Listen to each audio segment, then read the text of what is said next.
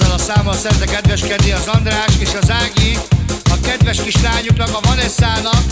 Ezt a számot fogadja nagyon-nagyon sok szeretettel, olyan szeretettel, amilyen szeretettel mi küldjük Magyarországon nekik. Vágtál letávét és tituboszuton és a valé! Ivanisa is sukál, Sallugian de